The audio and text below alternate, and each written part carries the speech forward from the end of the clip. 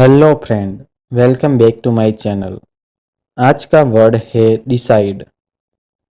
Decide decide का हिंदी में अर्थ होता है निर्णय लेना, तय करना, फैसला करना, निश्चय करना। जब आप सोच विचार करके किसी बात पर फाइनल चॉइस लेते हो तब आप डिसाइड करते हो। चलो इसे एग्जाम्पल के साथ समझते हैं। I decide my future. मैं अपना भविष्य तय करता हूँ। She decide quickly. वह जल्दी फैसला करती है। We decide to work hard. हम कड़ी मेहनत करने का निर्णय लेते हैं। सो फ्रेंड, आज का वर्ड था डिसाइड।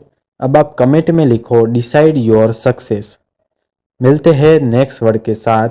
चैनल को लाइक करें, शेयर करें, सब्सक्राइब करें। धन्यवाद।